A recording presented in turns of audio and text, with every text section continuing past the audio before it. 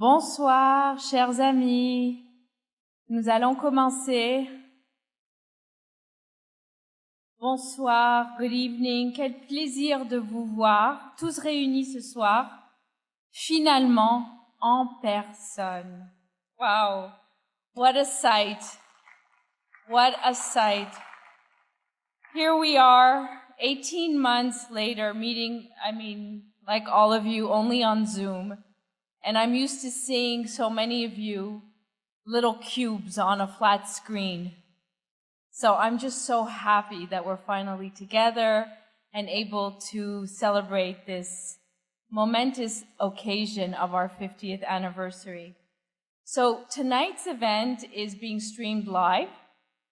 And at last count, we had about 130 people attending online as well. And I want to make everybody who's online feel like they're here with us. And you can't see them or hear them, but they can hear you and they can see you, or at least me. So let's give them a big round of applause for joining us online.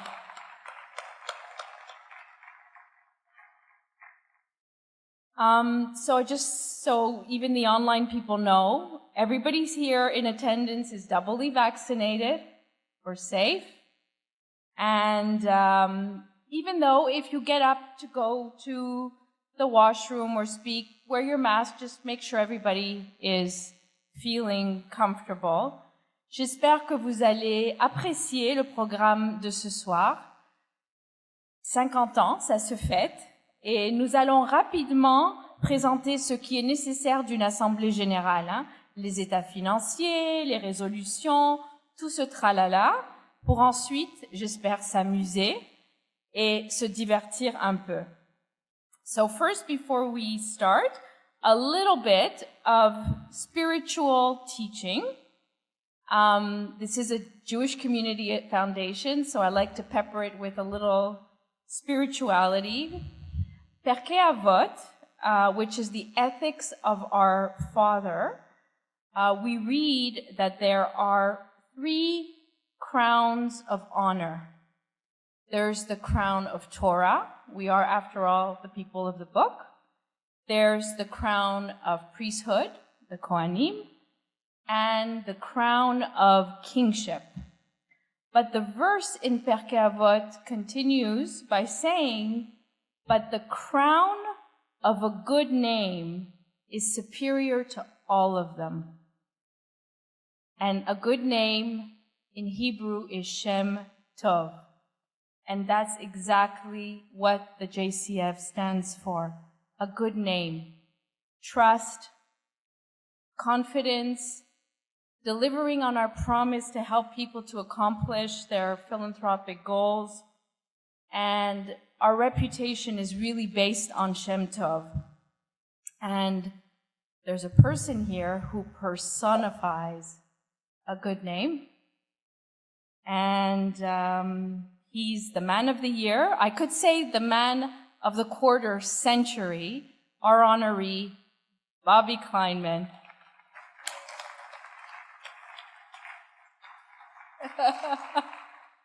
He's already squirming. He's so uncomfortable. But let's get the business part of the program, the AGM, over with so we can have fun and celebrate.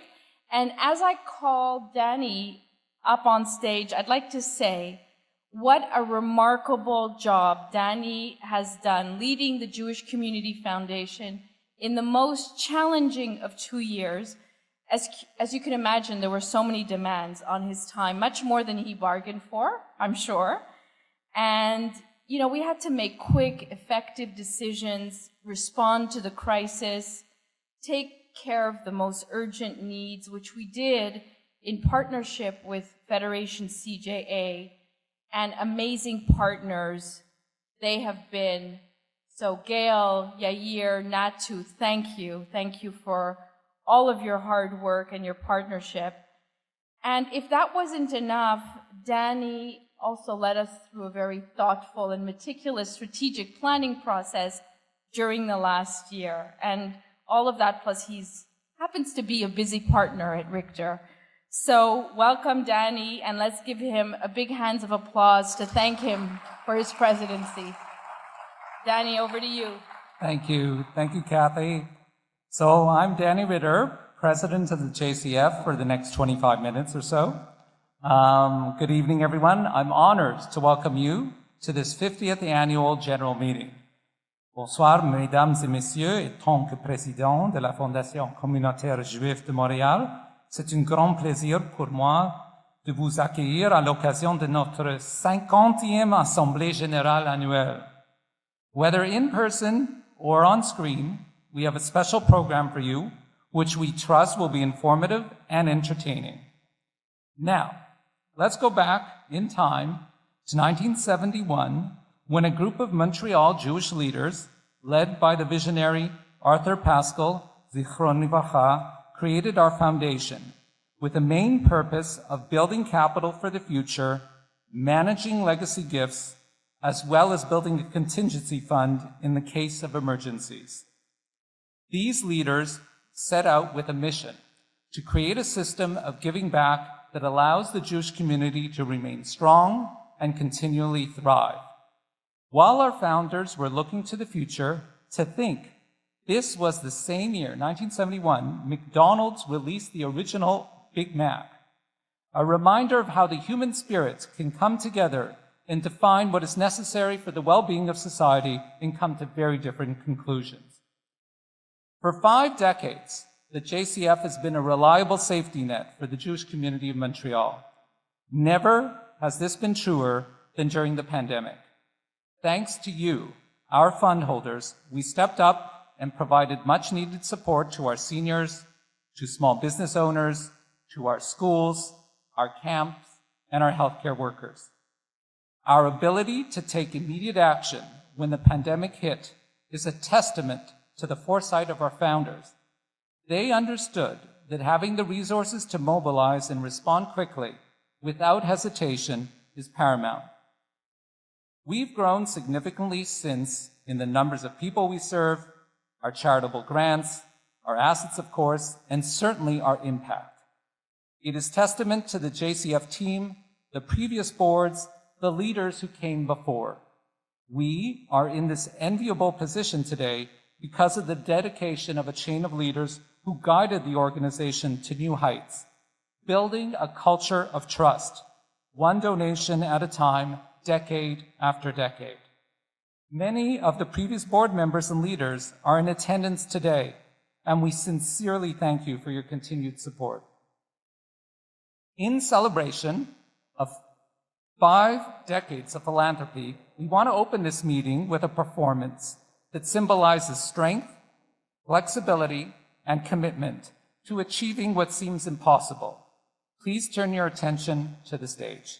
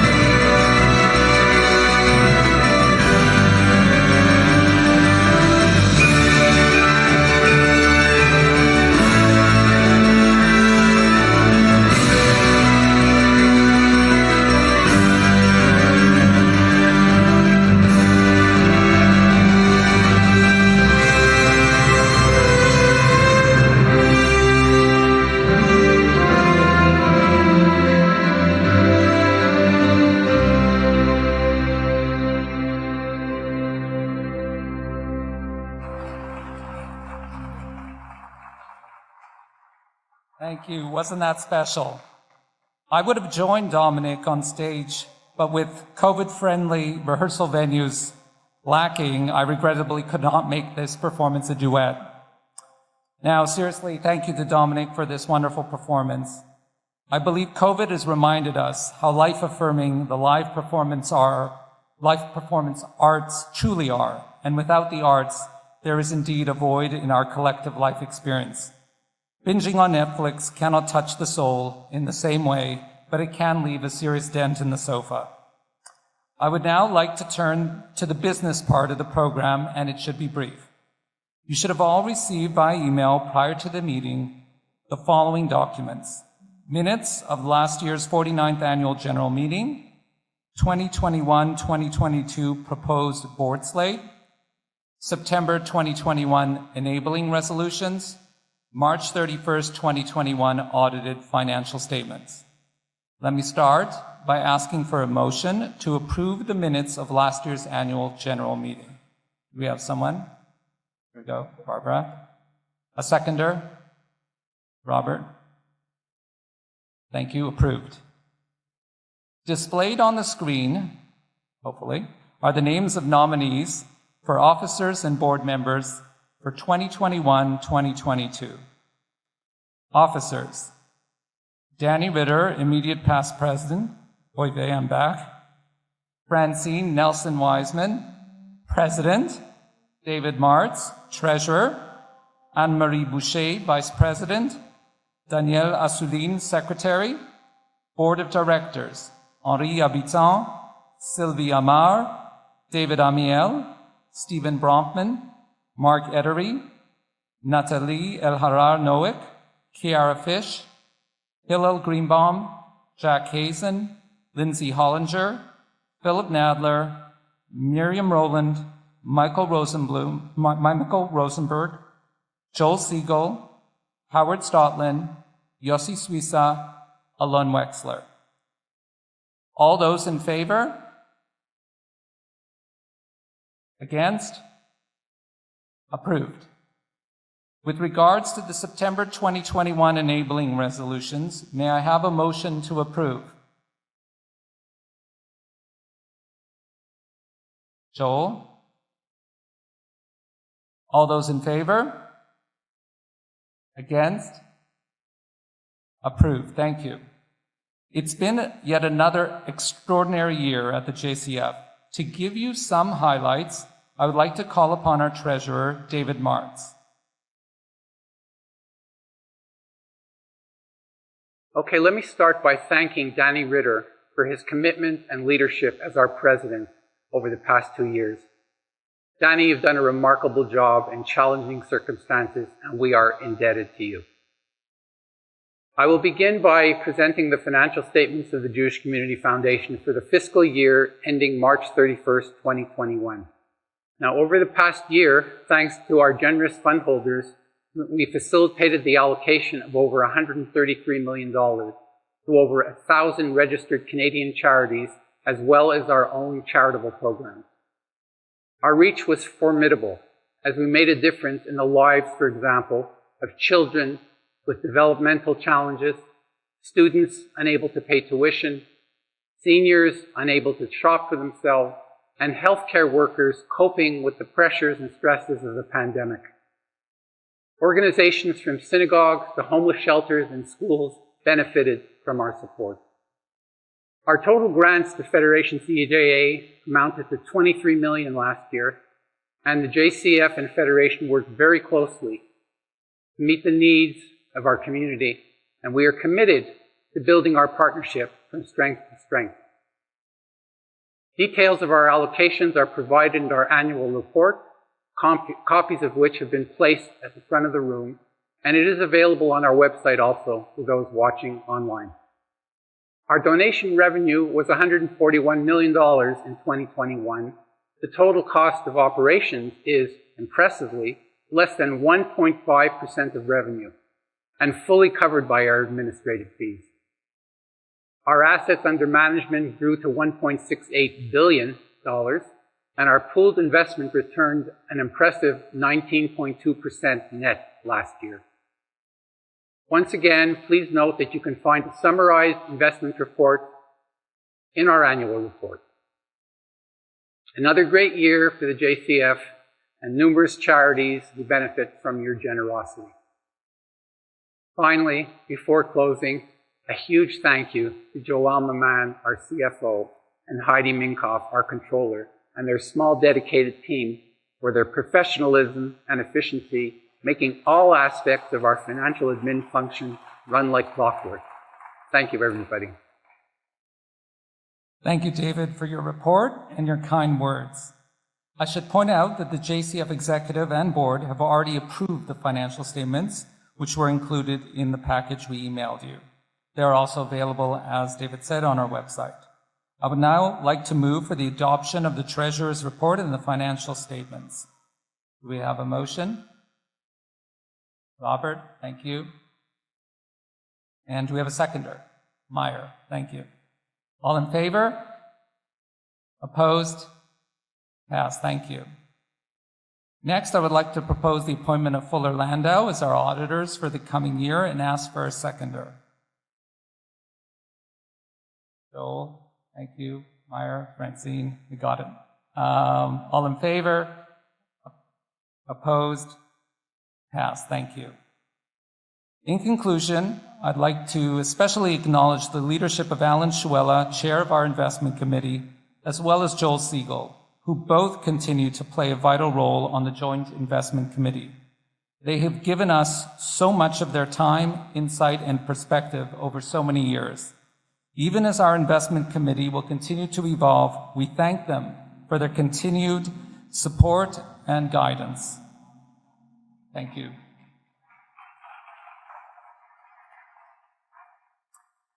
As my term as president comes to an end and I celebrate my 10th year on the board of JCF, I'm even more inspired by the work of our foundation. We have grown and evolved over the past 50 years, thanks to the commitment and contribution of our volunteer and professional leadership.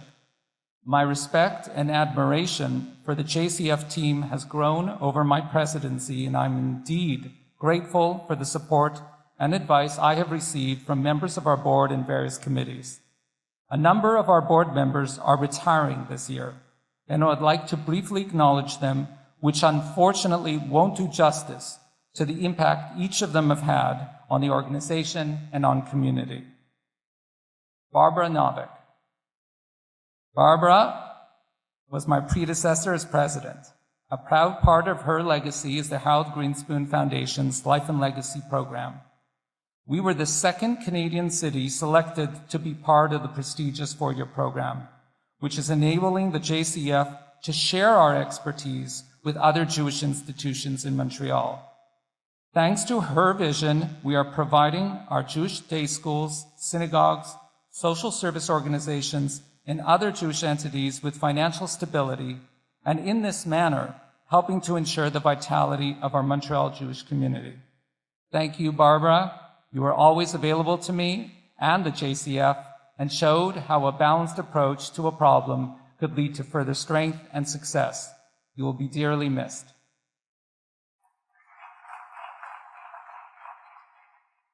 Michael Ettinson.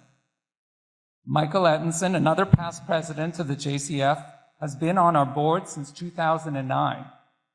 Michael and his wife Janie once wrote, quote, "We hope we have instilled in our children and grandchildren the love we have for our community here and in Israel, and they have the opportunity to serve in any way they can so that our community continues to grow from strength to strength."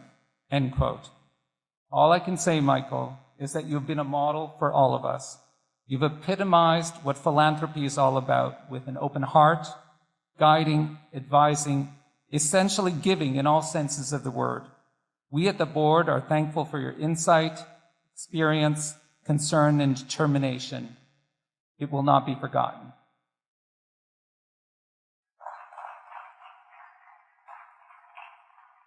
Gail Adelson Markovitz.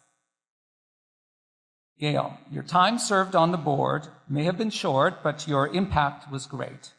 During the pandemic, you played a critical role in ensuring that the JCF and Federation we're working collaboratively and effectively.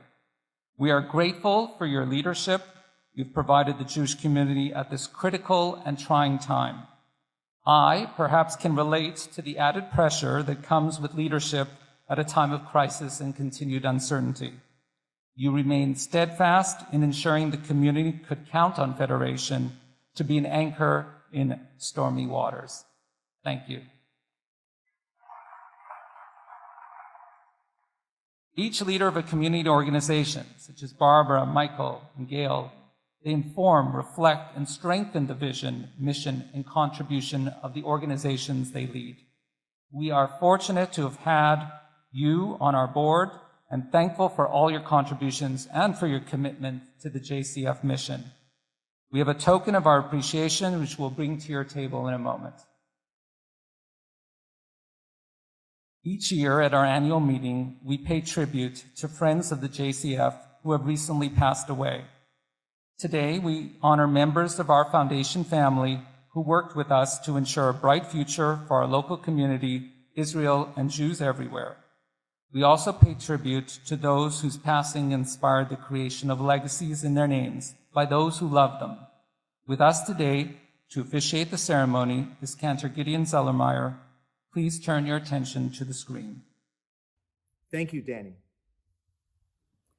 Each year, we take a few minutes to remember the members of our foundation family who worked with us to ensure a bright future for our community. We pay tribute to each of them for their generosity and their leadership. In Jewish tradition, when we mention the names of loved ones who have passed on, we add the words Zichronam Livracha, may their memory be for a blessing. And today, we remember those whose generous actions serve as a permanent blessing for our community. I will now light the memorial candle.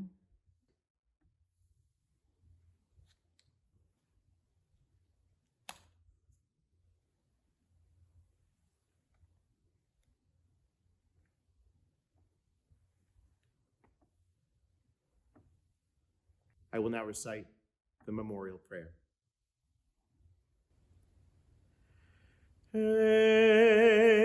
malei rachamim shochen bameromim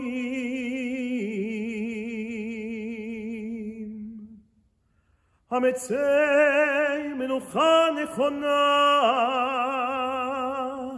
al kanfei hashechina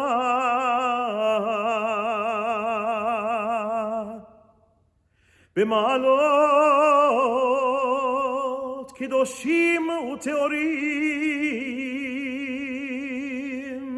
כזוהר הרקיע מזהירים את נשמות כל אלה שמזכירים היום לברכה שהלכו לעולמם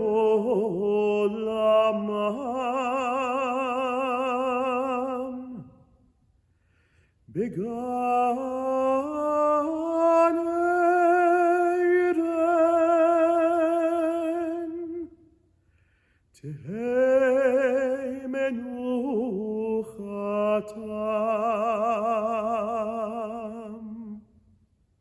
לכן בעל הרחמים יסתירם בסתר כנפיו לעולמים ויצרור בצרור החיים את נשמתם הרוני הוא נחלתם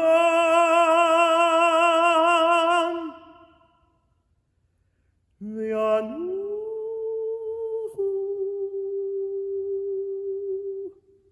בשלום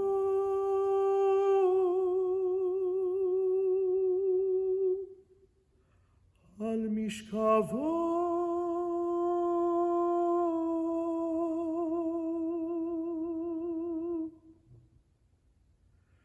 no more. Amen.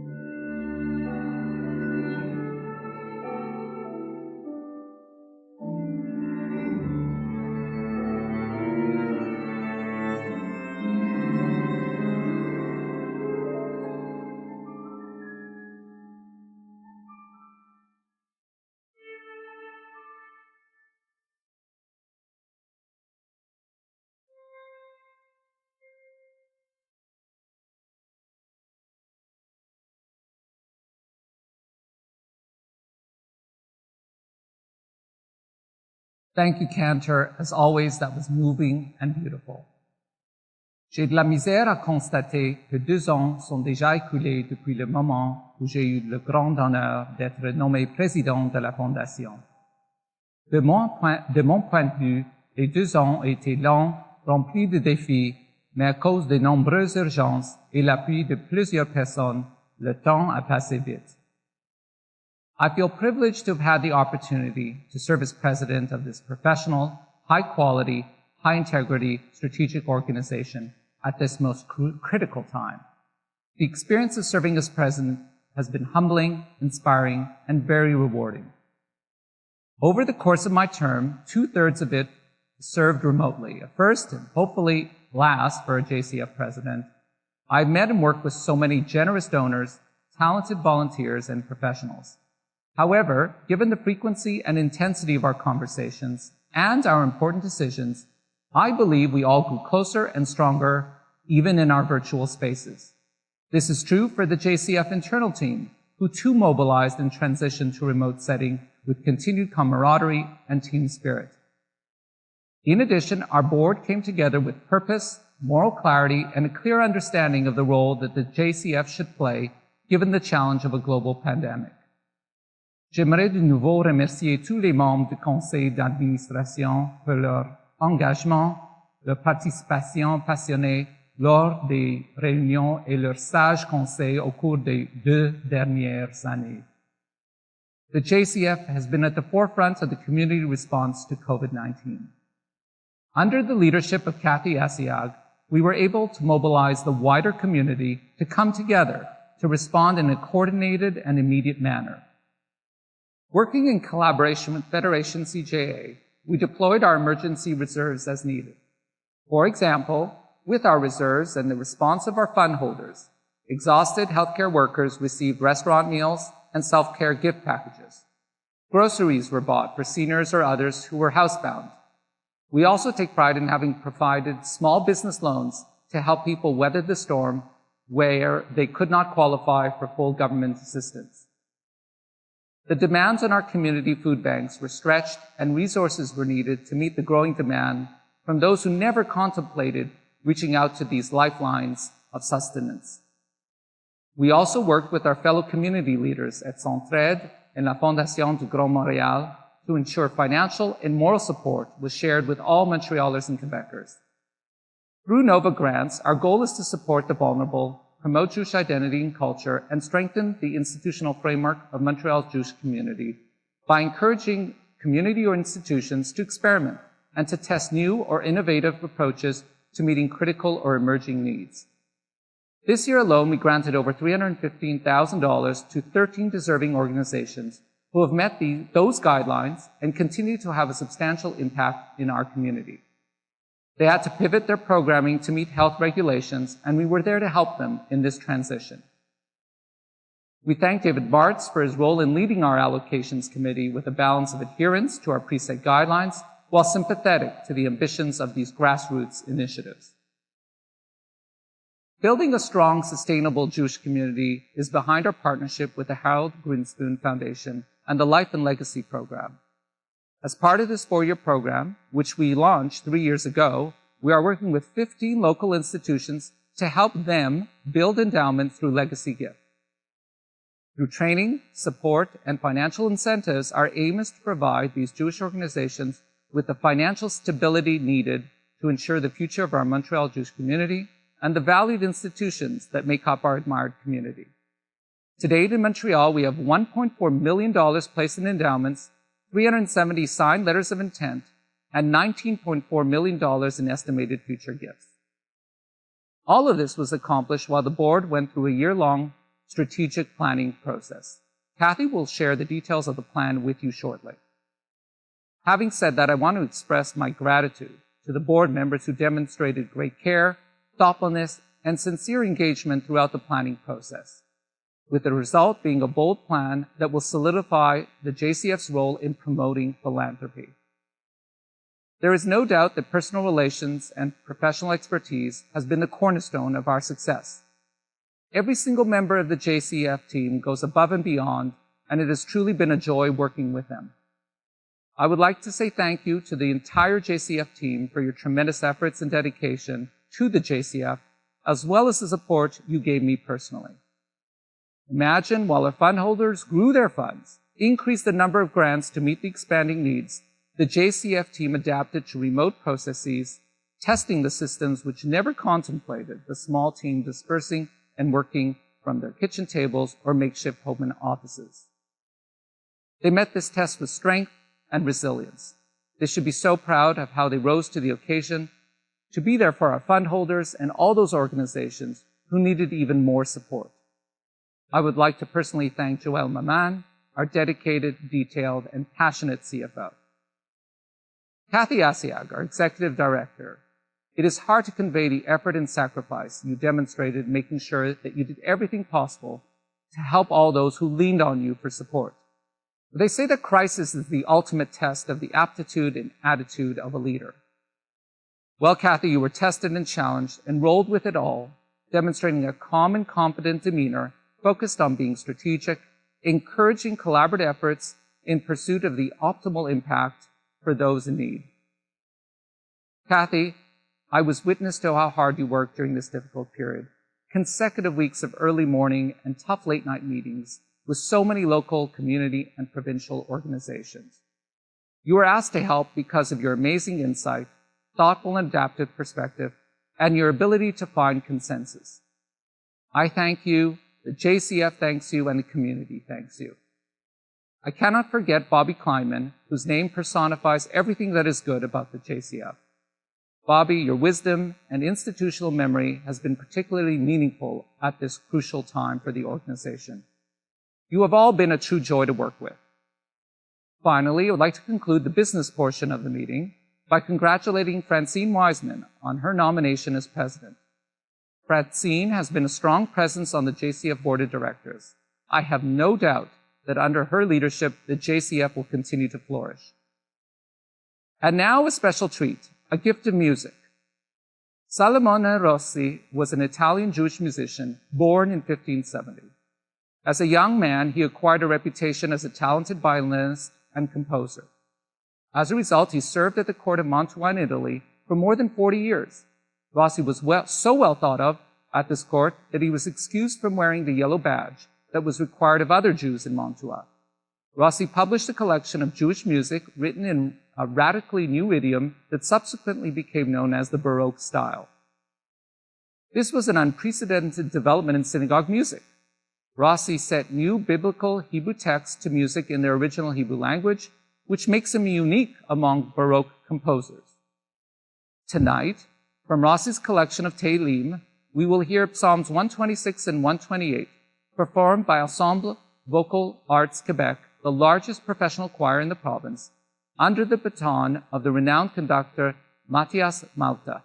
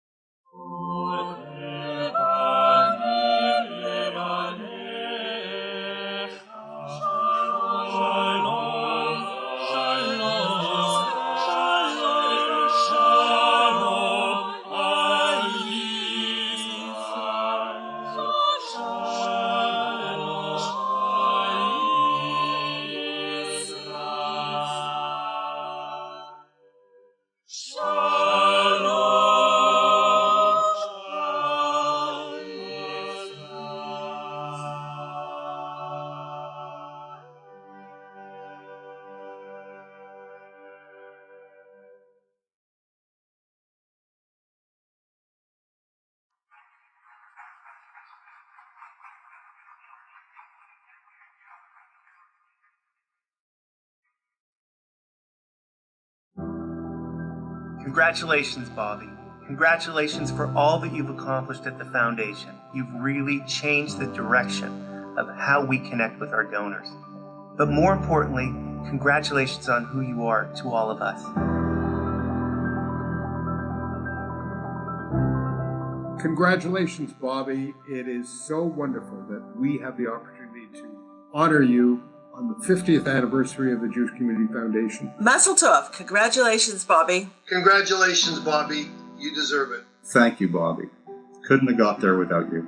Personally, thank you, and thank you for those who don't have the luxury of being on the screen to thank you. Congratulations, Bobby. Couldn't happen to a nicer person. Congratulations, and my heartfelt thanks. Mazel tov, Bobby, on being chosen as the Person of the Year for JCF. There is no one more deserving of this honor. Congratulations, Bobby. You're one heck of a guy, and the foundation has been thrilled and lucky to have you. Congratulations, Bobby.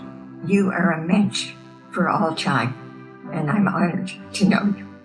I'd also like to take a moment to congratulate the JCF on 50 years of philanthropy. Congratulations to everybody involved, past, present, and future.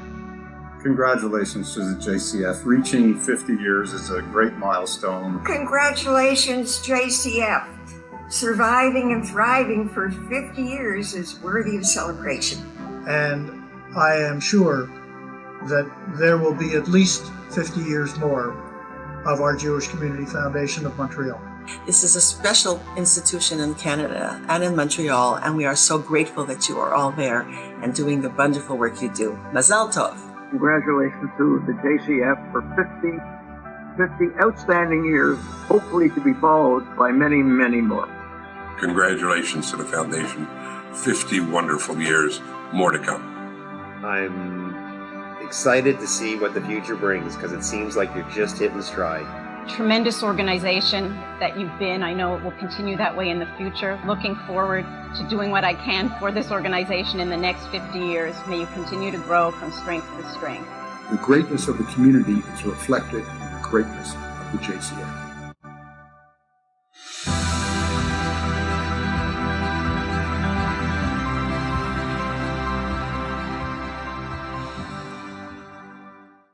Thank you to our past presidents. We are here today in this strong position because of your contributions. Also, as I said earlier, live performance connects us and touches us, and the performance was a fitting reminder of the power of music. C'est maintenant le moment de payer hommage à notre personnalité de l'année. As our Person of the Year, I sincerely cannot think of a more deserving person than Robert Kleiman, or as everyone calls him, Bobby, to receive this honor. He strongly resisted this recognition for too long, and we could not be more excited and genuinely pleased to celebrate his iconic contribution to the world of philanthropy. Bobby is known in our community as a man who wears many hats: a tax genius, brilliant leader, passionate tennis player, biker, and a great friend whose generosity and dedication have had a far-reaching impact on our community. Bobby does not seek the limelight, but the spotlight finds him and recognizes him in all corners of the Jewish world. In my travels across Jewish and non-Jewish not-for-profits globally, when they hear I'm from Montreal, they often ask if I know a Bobby Klein, a Robert Kleinberg, to which I'm proud to say a resounding yes, no matter how they refer to Bobby. He's an ultimate example as to the enduring power of being truly donor-centric, focused on the power of philanthropy through genuine hands-on support and practical, insightful guidance. To kick off the tribute to Bobby, our first speaker is the self-appointed ambassador for Israel. That is what his business card says. I have seen it. In recent years, he has made philanthropy his full-time work and focusing on showcasing Israel as a free, democratic, innovative country and highlighting its values and sportsmanship. He has been bold and unrelenting in bringing Israel on the world stages in so many areas. I have seen his generosity firsthand. Please welcome Sylvain Adams.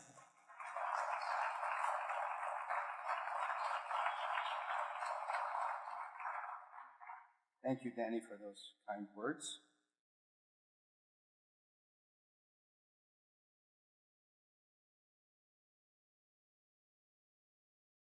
My friend Bobby, totally appropriate and deserved honoree. The only question that I have to the JCF is, what took you guys so long? But I guess that was answered. We know our reluctant friend. So I've known him since before his JCF days. In other words, in civilian life, when he was in private practice, and Bobby made very wise and important decision to dedicate his life to the philanthropic world rather than remain in the rat race. So we are all the beneficiaries of that, Bobby. But of course, for all those that know him, in his utter modesty, they will know that he's not actually having a good time at the moment. So deep breath in, deep breath out. Enjoy the moment. It is well deserved. So what I'm going to do is I'm not going to give you compliments like everybody else. I'm not going to roast you. I'm not going to do any of that because I know you don't actually like it. So instead, I'm going to do something that you probably would like, which is to sort of do a case study, of Bobby's contribution to my activities and to the philosophy behind them. But also, Bobby recruited me into the JCF. So thank you. Thank you for having done that. It's been a good ride.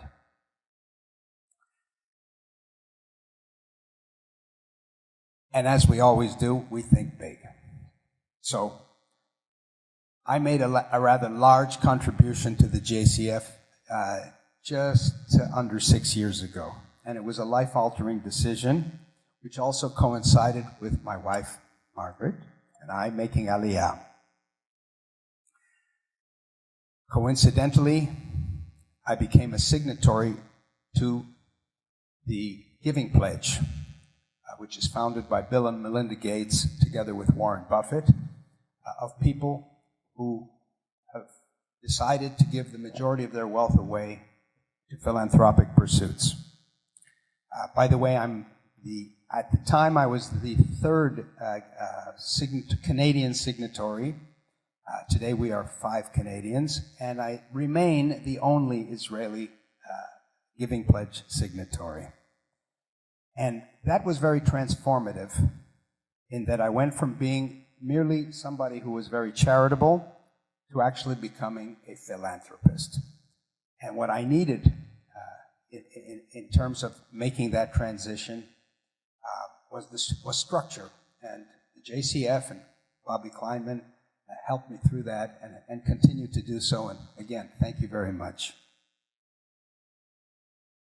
You also became invaluable sounding board and helping me to develop my philosophy of giving, and of course, at all times, helping with the mechanics. For myself, I decided that the majority of my philanthropy would be to give Jewishly.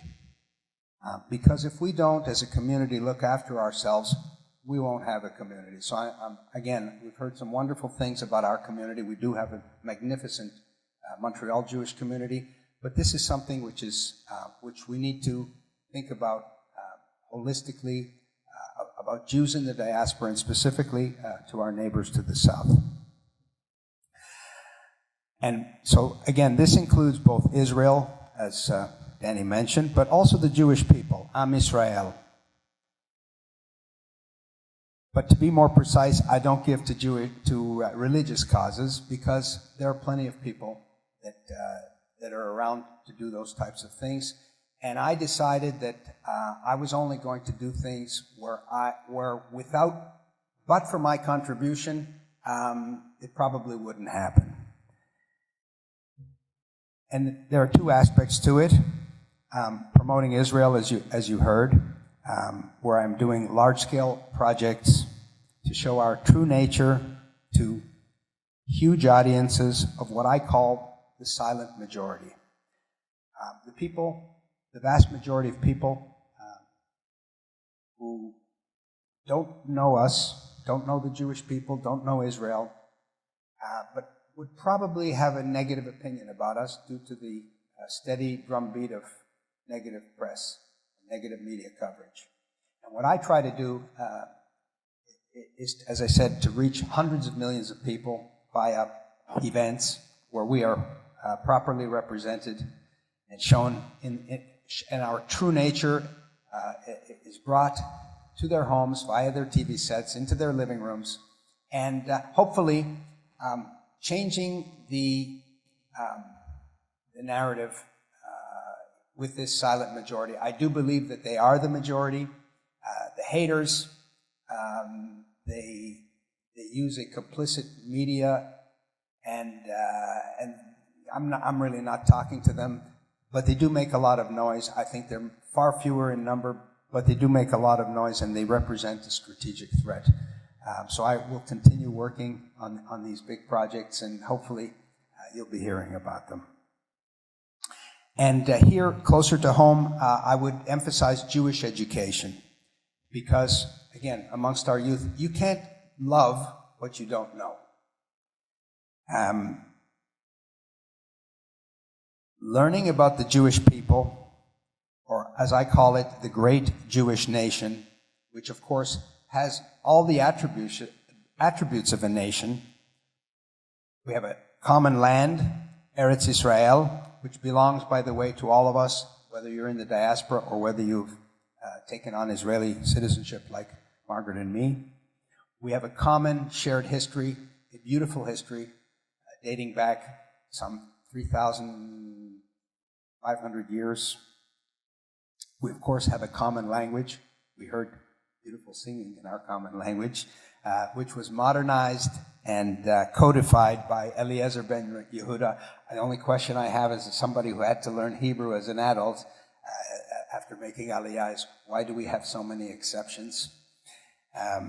Anyways, our ancient language from the Torah, we have a common moral and legal system, beginning with the Ten Commandments, which of course we gave to the rest of the Western world, and which forms the underpinning of our Western society. And of course, we also happen to have a common religion, which makes us quite unique in the world of nations. And for me, who is a Jew? You know, this is a subject that comes up. Well, for me, it's very simple. A Jew is somebody who has a Jewish heart. And Bobby, you are a Jew, my friend. In particular, I think we need to encourage and make accessible Jewish education, and specifically at the high school level. This is where one's personality and one's values, one's personality is formed, and where one's values are assimilated. So with great partners like the Goodmans, the Siegels, the Azraelis, and of course the JCF, we built the new Herzliya High School, of which I am very, very proud. And we created the CAPS endowment program to subsidize Jewish families in a dignified, albeit, I admit, still inadequate way. We need to do more if we want, as my good friend Jonathan Goodman likes to say, Jewish grandchildren. So, Bobby, Kathy, and everyone else at the JCF, happy 50th birthday.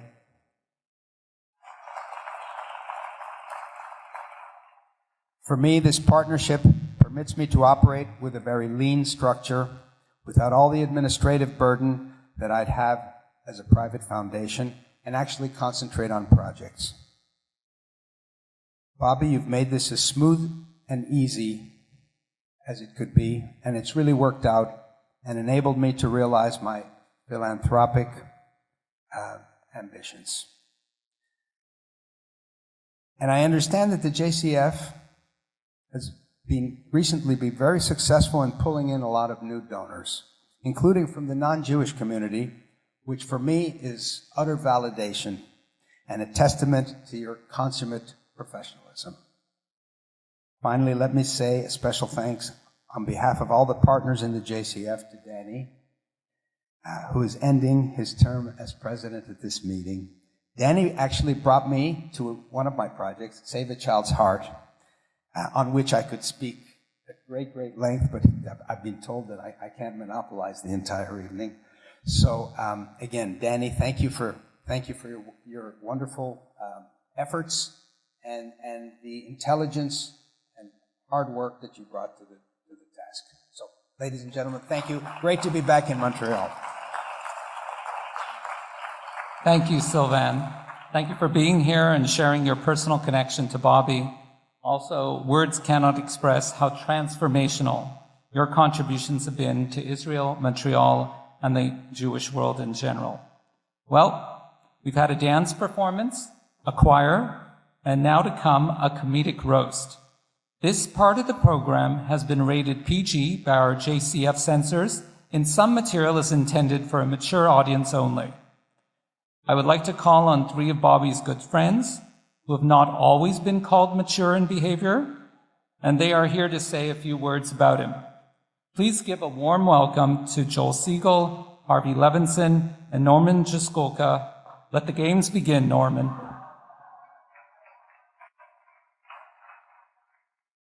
I'm thrilled to be speaking first tonight, as Bobby and I go back the longest.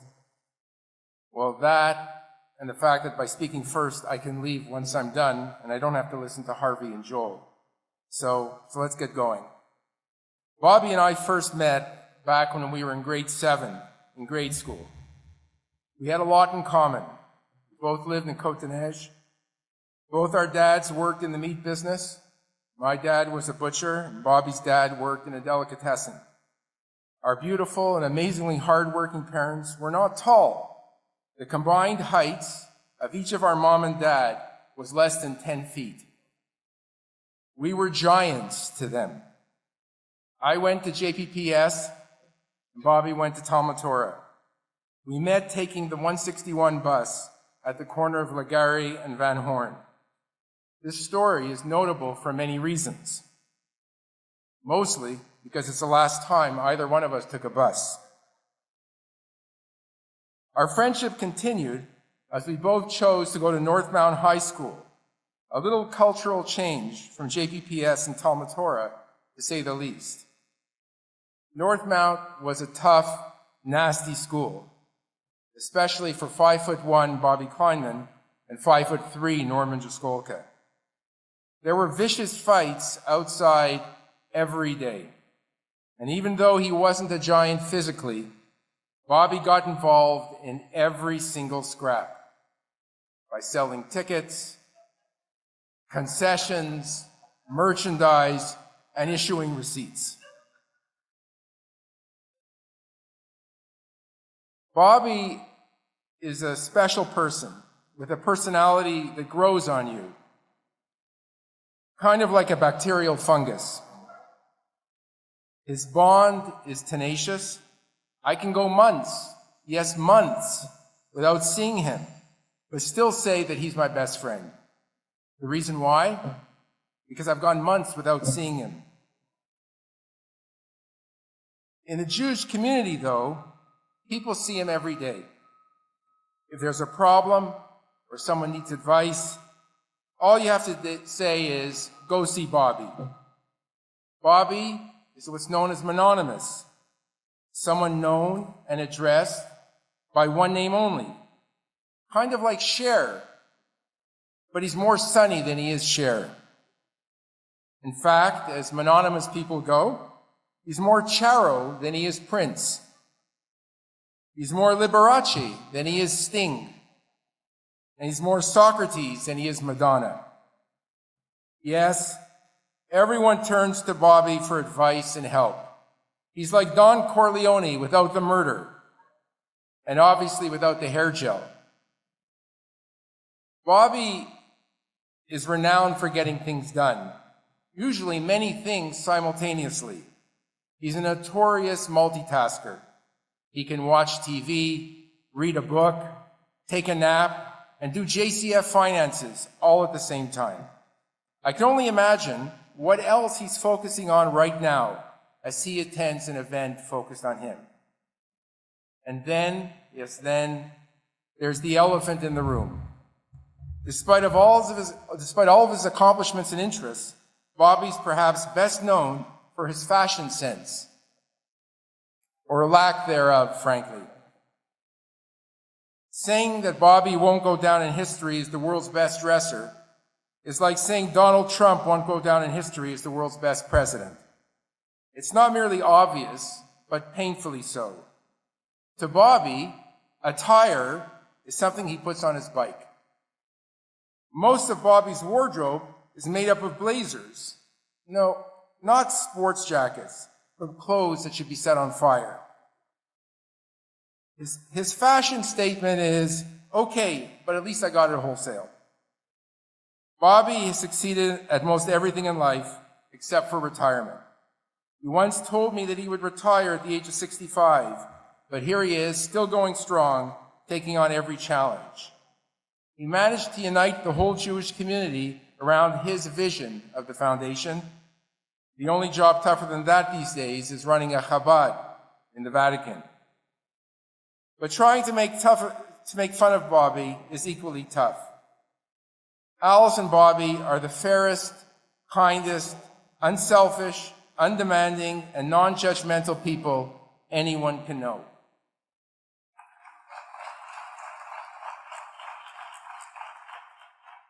Bobby's been with me through thick and thin, through our high school years, university years, working together in the same accounting firm, and of course, day in and day out throughout our lives. I wish that I could give to him a fraction of what he's provided to me in moral support and kindness of his ear. But he's simply someone who wishes to share in your losses and has no desire to claim any of your winnings or to ask you to share in his losses. Bobby, right, that's okay. I'm so proud of what you've accomplished at the JCF. Where the JCF is today was unimaginable when you decided to join back in 1994. I should say unimaginable to me or to many others, but you probably had this North Star you were shooting for and you achieved it. I'm so fortunate to call you my best friend. I love you, Bob.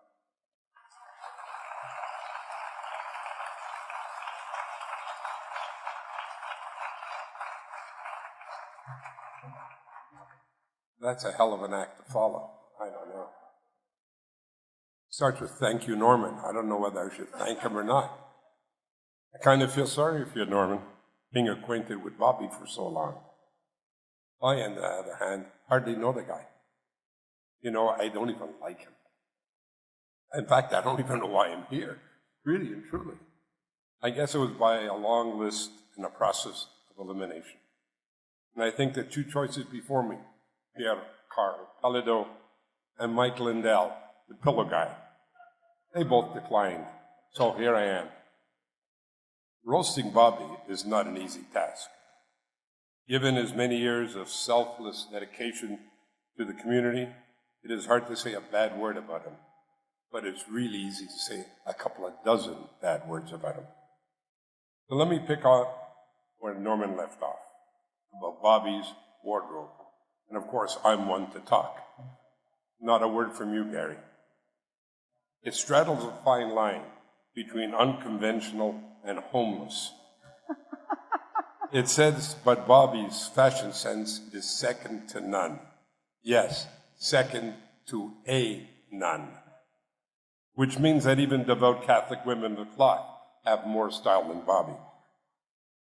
I don't know if you're aware of this, but over the past year, Bobby contracted COVID and lost his sense of taste. Well, that at least explains why he dresses like he does. Not only in fashion, but in all walks of life, Bobby marches to the beat of his own drum. Unfortunately, his drummer is named Animal, the red furry creature best known for his work on the Muppets. Despite his uncanny sense of deal-making and financial wizardry, Bobby is completely lost when it comes to technology. His system of data management is writing everything down on Post-it notes that don't stick. He still uses carbon paper and whiteout to fix errors, which is why his computer screen is such a damn mess. His JCF network password is something very special. It's the word incorrect. Yes, INCORRECT. He thinks it's logical, because every time he forgets it or types in something else, his computer reminds him by saying, your password is incorrect. Bobby's not just technically uncool, old school, he is notoriously uncool as well. He thinks that a selfie is what you do when your partner says they're not in the mood. This is no reflection on Alice, of course. Bobby is also renowned for his generosity, but frankly, all his gifts end up costing others money. In an effort to get me into shape, he once bought me 8 sessions with a trainer. After that, I had to pick up the tab. It ended up lasting 12, 13 years, and I cursed Bobby every morning at 6 a.m. And worst of all, look where it got me. Take a look. After I saw Dominic doing this acrobatic, maybe, Bobby, that's what you meant I should have continued doing. I know, Bobby. Ladies and gentlemen, I started my little roast of Bobby by saying, I don't like the guy. And it's true. I don't. I love him. Bobby is the embodiment of what in the vernacular we call a mensch. Thank you very much for your comment, Ms. Rowland. Bobby is a mensch. What more can be said about any person? Does anyone in our community have a finer name and reputation than Bobby? His integrity, generosity of spirit, intelligence, and love of our community is in a league of its own. Before we go any further, we must acknowledge Bobby's partner in crime. When the expression, what behind every good man there's a great woman, well, Alice Herskovitz certainly fits this expression to a T. I cannot stress Bobby's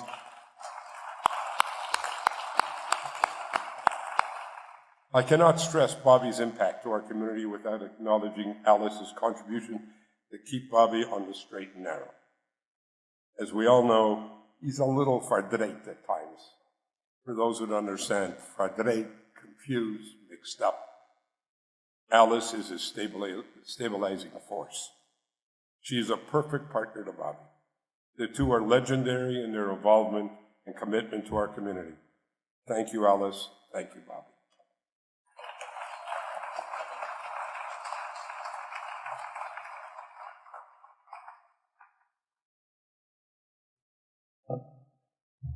I can't help but notice that Alice is getting better applause than you, Bobby.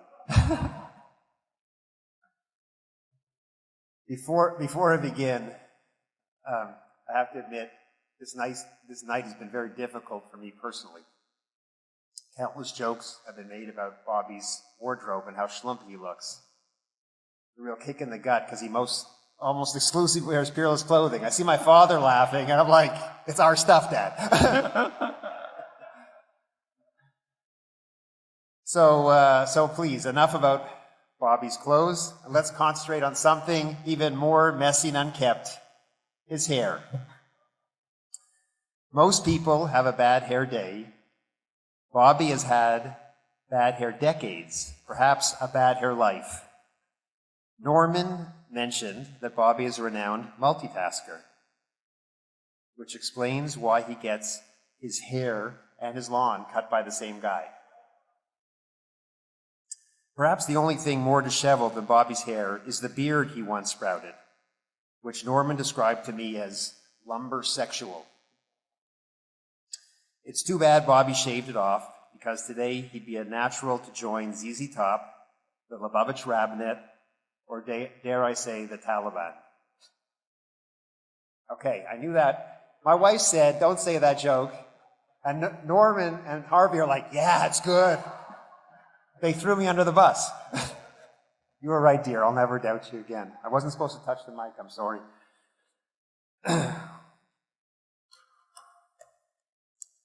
But as with most things, we're about to his beard. With Bobby, growing his beard came with an astute philosophy. Think about it, he would say. Unlike other parts of your body, only your beard you can grow as long as you want. Bobby was very, shall we say, thrifty.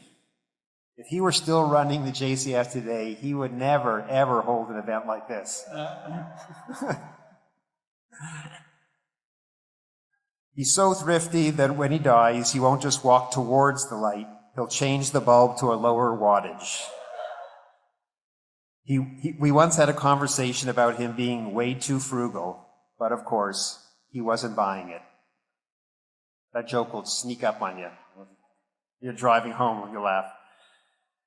A true Renaissance man, Bobby has a multitude of interests and hobbies. He's a sushi chef, an artist, a route departer, a biker, and an avid tennis player. In fact, perhaps the only place Bobby doesn't mind having his name in lights is on top of the tennis tournament bracket. I've played tennis against him, and we're often doubles partners. He usually shows up covered in knee braces, wrist supports, compression shirts, leggings. He's what you call a tenacious, ugly tennis player. He's got a two-handed backhand, a two-handed forehand. He has a two-handed serve, and not to mention a two-handed throw of the racket. He's also a combination writer, pharmacist. He writes a newsletter called Bobby's Gift Planning Forum, which everyone should keep a copy on their nightstand. That is proven to be somewhat informative and more effective at curing insomnia than 2 Ativan and a Valium chaser. I don't want to call his blog dull, but in comparison, it makes the Canadian Constitution read like a Stephen King novel. I met Bobby many moons ago. He was the young guy and the accountant.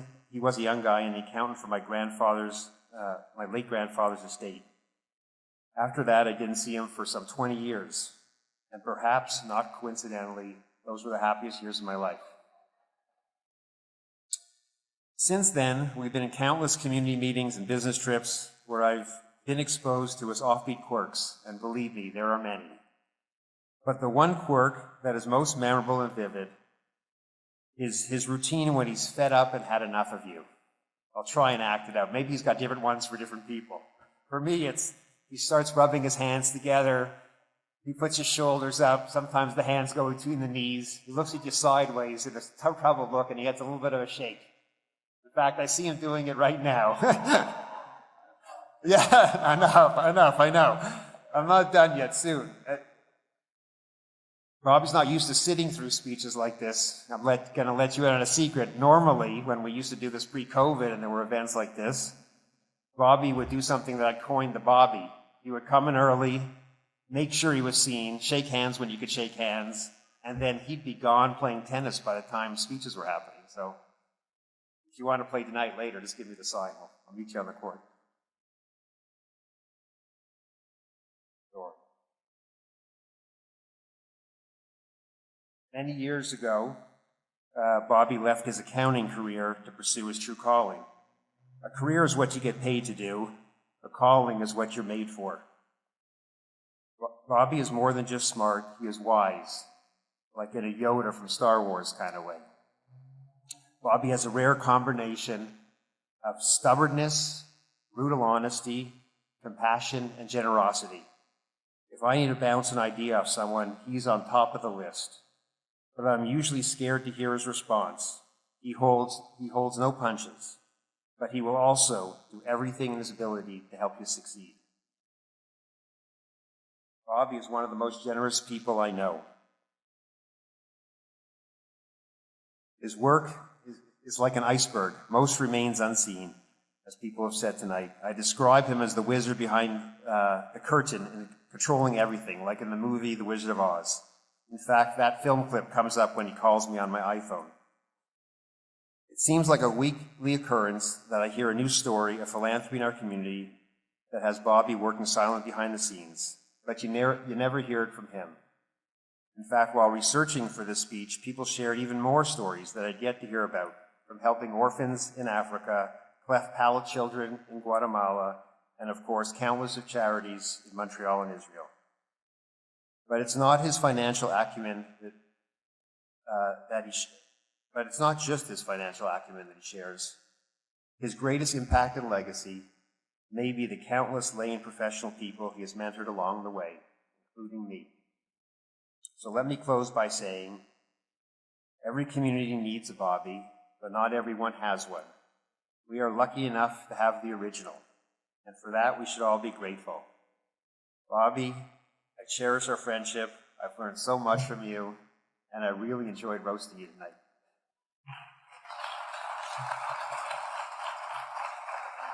Thank you, Joel. That was fun and hilarious. Please note, Bobby, we will not approve any additional psychotherapy bills required as a result of this evening.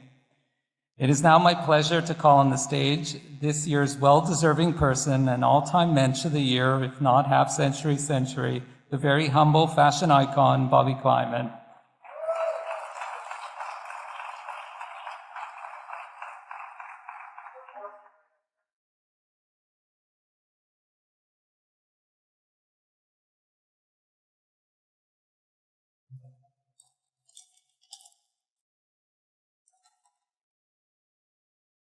And I was going to start by saying, hey, look, isn't it nice? It's a real Alvin Siegel. Anyway, thank you, Sylvan. I've got a lot to say about you later on. Harvey, somehow we had this special relationship going back when we were there, and there was so much caring that I'll always love you. There was something there between us that made it happen, and I always appreciate you. Norman, yeah, you were the first. And I just want to say that when you went off, we left the firm around the same time, and you went off and at Aldo, and you built Aldo International, and you know, amazing things. I felt I was part of that success. I felt what you were doing, I was there succeeding with you. And I feel everything that we do here, the charity part, you're there doing it with me. That we were it's just two sides of the coin. We just did it in wares. So I love you. We've been together. As you say, yeah, we don't necessarily see each other every moment, but we're always there. I love you. Joel, there's something between us. We help each other spiritually. It's amazing because we're both like financial nerds and everything. But somehow we've helped each other spiritually, and I value everything, love you, and it just, somehow we do it. I don't know what we do to each other, but it's there. It's real. Thank you. So, thank you for this Oscar for Lifetime Achievement. I feel I'm doing my eulogy now, and I'd like to thank the Papermans for everything they'll be doing.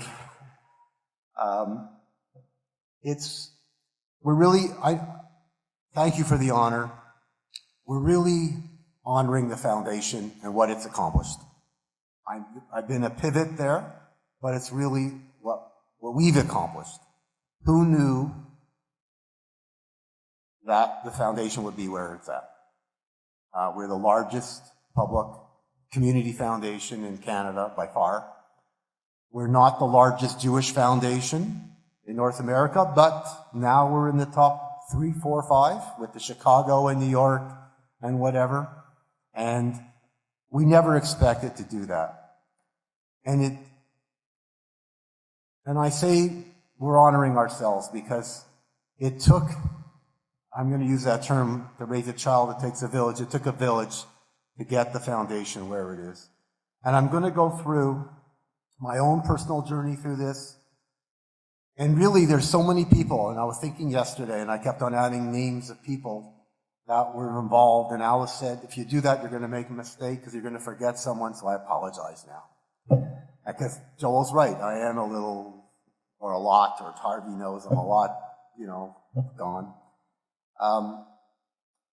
So I'm going to go through what happened, the story, and the beginning of it is what I learned at home from my parents. I remember, not a lot of assets and not a lot of things. I remember philanthropy was part of it. I remember my mother trying to raise dollar bills back then for Azrieli Tomatora. I don't think it was called Azrieli back then, but Azrieli Tomatora. My grandmother, we lived next to them every Friday night, the iconic Karen Kayemet, nickel and the thing, she would do that with me. The stories of my grandfather from the store they had on Fairmount, almost stealing the food from that my grandmother wouldn't see to take it to the Jewish orphanage. My Auntie Miriam over there, the Miriam Pellets. Everything was Hadassah, and there was nothing to me as powerful as a Hadassah lady. Maybe the Montreal Canadiens, but that was it. All of that came to us when Alice's parents, Victor and Adrian. Victor passed away last year. Not a lot there too, but always helping others and looking at others. And this is what we grew up with, and this is what set us up. My brother Josh also learned from it in Vancouver. He's a periodontist, but a lay leader in Hebrew U and Shalva and Federation and synagogues. He didn't teach me philanthropy, but he taught me ball hockey, and that was very important. So this is what we grew up with. I joined the JCF in 1994, but before, as Norman pointed out, we were at Pitcher Siblestein with Ian, which is in Young. That really was very formative. We were taught to work hard, to be diligent, you'll get the reward, and take care of your clients. And that's the Jewish Community Foundation. We work hard, we're diligent, and we take care of our clients, our donors. That training was there. And Boris Levine one day called me into his office and said, Barry Shapiro is looking for someone to help out at JIAS. I want you to go and do that. I want you to make me proud. And Boris was our leader, and philanthropically, he was a great community leader, and he, pushed me out into the community. I owe that to him. Somehow, Boris's counterpart, Marvin Korber, did a report in the early 90s saying, for the future of our community, we have to do a few things, because we were looking at the future. And one of them was building the Jewish Community Foundation. And consequently, the job of the CEO there, at that time Stephen Drysdale, was to find someone, and they had trouble.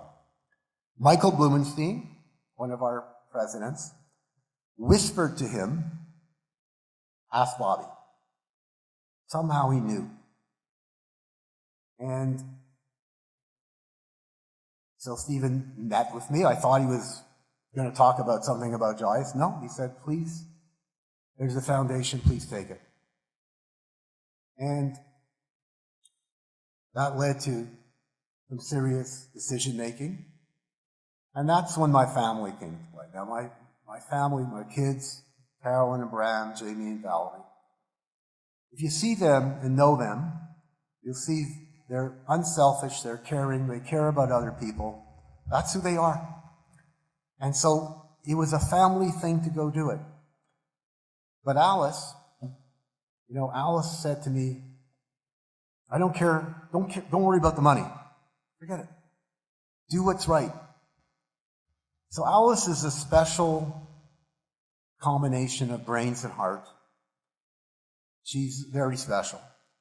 And she's the pillar on which our entire family runs off of. Every day we get it from her, what it's all about. And it's everything we do is on account of her. She is the best.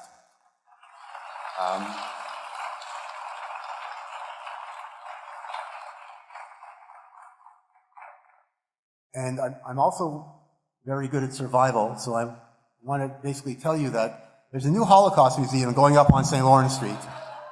And if you want a partner, speak to Alice. And survival is very important. I joined Manny Wiener, who was the executive director before me, who was there and replaced Harry Berger. Manny Weimer was a wonderful person.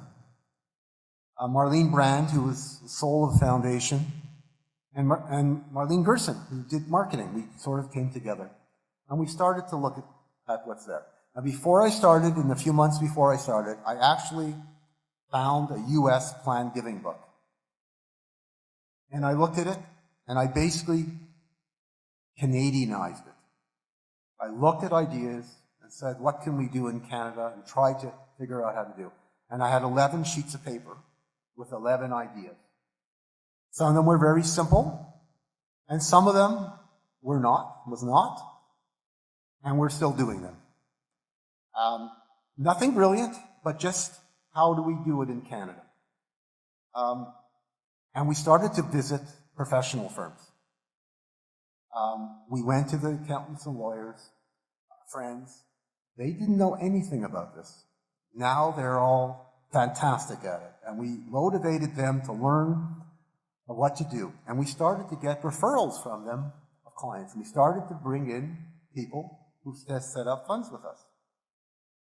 Then we took it directly to donors. Gary Elric, great friend, to come in, and he'd have his Rolodex. And Gary's one of our great fundraisers in the community, and I'm going to get to them. And he said, I know so many people. And he'd call them up and say, hi, you're a great contributor in our community. I think you should learn how to give money properly. I'm going to send Bobby Kleiman to see you. And we started, so many people we got to, and it wasn't that they necessarily did anything the next day. It's just they were getting the message out about what to do and how to do and about the future of the community. And slow and behold, the word got out and we started to do so much. And, in these conversations, so one day I get a call from Saul and Gary Polachek.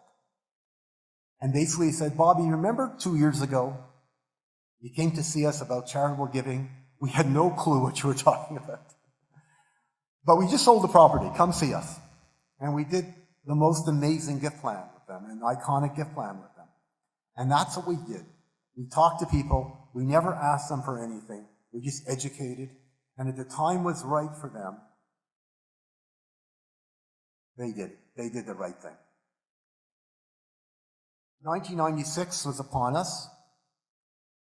It wasn't good times. We had the referendum then. And just a little anecdote. I was at Norman and Linda's house for a dinner party, and I was whining, because here I was, the referendum was looking bad, and I was saying, here I was in a job talking about the future of the community, and what kind of job was that? So Aldo, who was there, didn't slap me in my face, but he slapped me with words. He said, whatever happens, I'm going to be selling shoes, and you're going to be selling our community. Don't. Go out and do it. I say it takes a village to build a foundation. He helped. I called Gordy Schwartz that evening, got home from Norman's house. Gordy, you can't believe what Aldo told me. Do you remember the foundation page? Every week we put out to talk to the community. Next week we were doing the foundation page. We had great leadership and have great leadership. And when I think back to all of our leaders, I became so close to them. They helped so much. Bobby, besides a gentleman and intelligent and helpful and everything, it was such a privilege to learn from you and be with you. The gift planning handbook that we have, remember how you helped me get that out and do it? And I couldn't have done it without you. Stan Hyman, who's not with us, always supported us, tried to do, and he'd say, I don't think it's going to work, but I'm going to support you. He was always right. Bobby Rage. What an efficient guy and a great guy. How do we do a whole gift plan on one page? He used to be able to do it, and we used to have so much fun doing it. Joel Raby, who said our allocations, not proper. Let's come up with a new system. And we have. And this whole Jane Jay passport ability for the JCF to contribute and do came from Joel's leadership of changing us for us to be more effective. Millie Landy, she was the real boss of the community and wonderful, and going to her house and eating her cookies. Yoni Goldstein, an amazing person, mentored me so much. And I remember one time I was having trouble with someone, and he said, Bobby, don't get into a piss fight with a skunk. It's not you. Everyone helping. Michael Ettinson. Making sure that our stuff at the foundation is proper and done well. And I got so close to him, I think I'm part of his family. And that's why I think I'm attending his seders all the time and wanting to give him afikomen, but he doesn't want to give me any money for it. Brenda Gowertz, and her condolences on the loss of her father. When she was president, she said, let's do some marketing in a different way. Let's have goals. But the goals that we set were never money goals. It was talk to people and educate them. And we set up categories of people that we would talk to. Talk to young people who can't do foundations, but one day they will. Let's talk to the ultra-Orthodox in our community. Okay? Well, today we have beautiful ultra-Orthodox funds and with so much stucco being done that, started with let's market and let's do this properly. Barbara Novak helped us so much with her intelligence and ability. But what I think of her is, she's the nicest person I've ever seen in my life. Okay? And so, so she's so smart and she does everything right for us, but, just thank you. Joel Siegel, was a great leader and still is a great leader. Good luck, Federation, and we're in great hands. Barry Pascal. Barry Pascal also brought marketing sense with us. He said, we are different at the Jewish Community Foundation. We've got to talk to people and show them we're different. One day, we had a meeting. He said, I want you to show me how to do a legacy. And I said to Barry, I'm going to explain something to you. Maybe you won't understand, but have you ever heard of insurance? All right, Barry. Congratulations, Barry and Susan, on your recent marriage. And good luck, Susan. I want to mention two people, very important to us. Barry Clayman, who was head of our investment committee for, 20 years. What a great person, gentleman, but made sure we were on solid footing. We are what we are, and financial, and to make sure we do it properly, Barry was terrific and made me feel home at Richter, like a second home. And Alan Schuella, who then took us into the 21st century of investing. And he's a great person. And he'd hate to be at a board meeting, but he's a wonderful person. And it's a privilege to be working with him. And every moment I'm with him, I feel privileged. Danny Ritter. Danny, also part of the investment committee and conferences. And he's an amazing combination of intelligence, niceness, but a rare ability to see through the cover and the clouds and actually get to the truth and bring it out. And there's no bullshit there. He will get you right there to the truth. Thank you, Danny, for your friendship and everything. Franny Wiseman, becoming president, it's but we've been working together and doing all this for, since we were children. And just doing wonderful things for clients and for people and helping us and everything. We're in such good hands with Franny there. All these people and others made the foundation go. I'm going to continue and talk about people. When I started,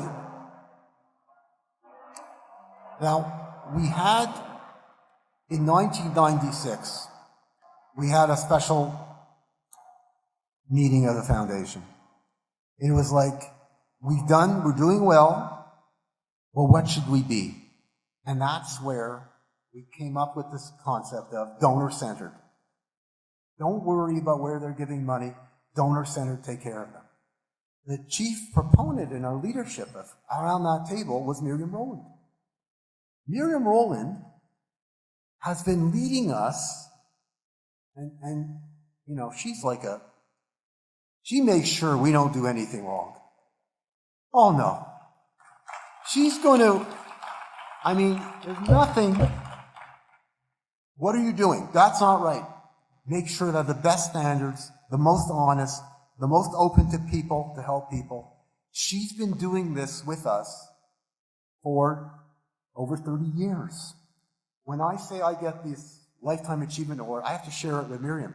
She deserves the Lifetime Achievement Award for the Jewish Community Foundation because she's done it. But that was so important to us, of who we are, what we are. When I started at the office, I put myself in the middle of Combined Jewish Appeal. I said, that's where the money is. That's where I sat. And I started to work. Who were my confreres there? And we didn't have much of a team. Maxine Finkelstein. We worked together. Remember our management team, Danielle Cantor, and Michael Krellston, and Stephen Drysdale. It was so much fun. You know, we were trying to do so many things and trying to do, you know, for the community. And I'd show up at League Gifts meetings. And I'd say, I'm going to learn from these people. They're going to show me everything. And there were amazing people there. Harvey,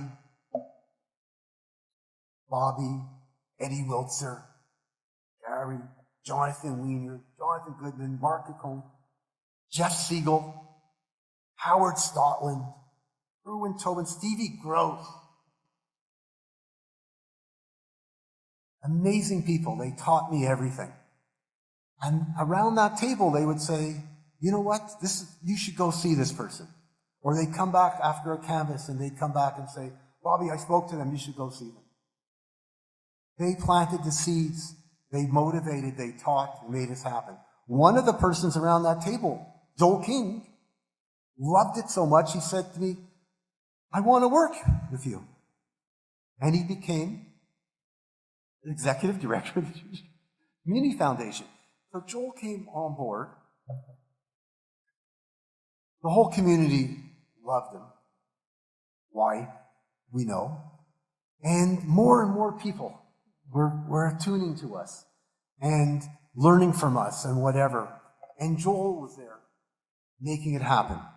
And always still not working full-time with the Jewish Community Foundation anymore, but always is still with us and helping us in so many ways.